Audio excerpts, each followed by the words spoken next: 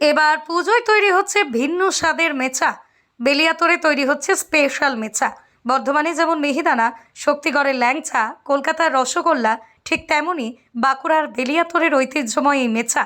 বাঁকুড়া দুর্গাপুরের মাঝে বেলিয়াতর ব্যস্ততম রাজ্য, সড়কের ধারে বিভিন্ন মিষ্টির দোকানে মেচা সাজিয়ে বসে রয়েছেন দোকানদাররা। বিশ্ববরেণ্য চিত্রশিল্পীর এই ভিটেমাটি বেলিয়াতর থেকেই দেশ বিদেশেও পাড়ি দেয় মেচা সন্দেশ। তবে এবার ভিন্ন স্বাদের মেচা পেতে চলেছে ক্রেতারা।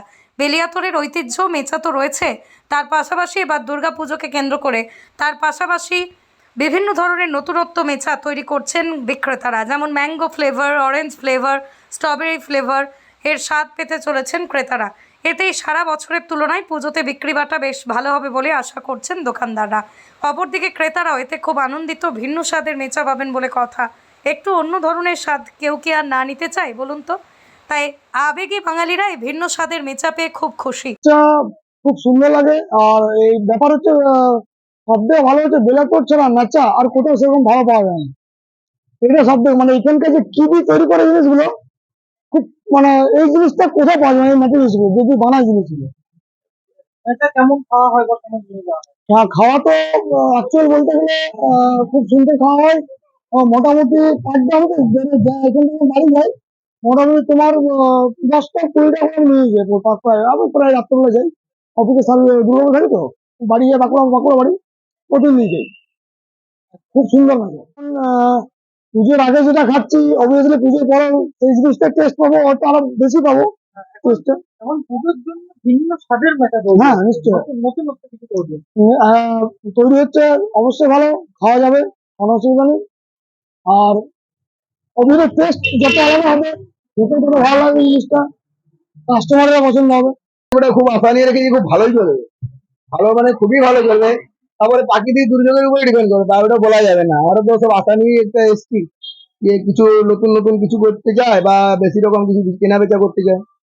ম্যাঙ্গো হচ্ছে, স্ট্রবেরি হচ্ছে, অরেঞ্জ হচ্ছে, আরো নানা রকম ভিন্ন স্বাদের মেচা তৈরি হচ্ছে। আর বেলেতলে তো আদি মেচা যেটা, সেটা তো আমাদের কাছে এখানেই পাওয়া যাচ্ছে।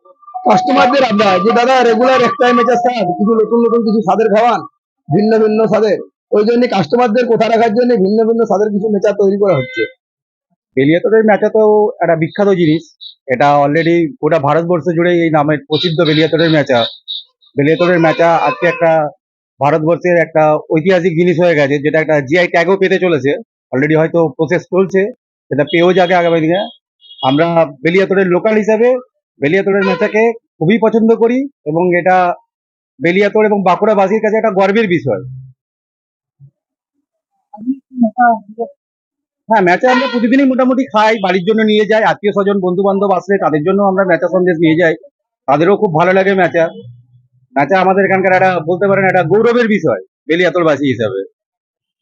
মানুষের পরিবর্তন দরকার, একই জিনিস তো রেগুলার চলতে পারে না।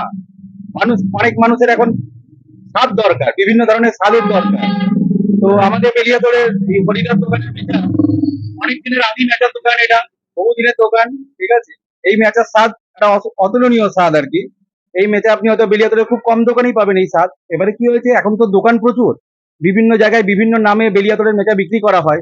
সব দোকানের স্বাদ বেলিয়াতর বাসী হিসেবে আমরা যেটুকু জানি তাতে হরিদার মেচা কিন্তু খুব স্পেশাল।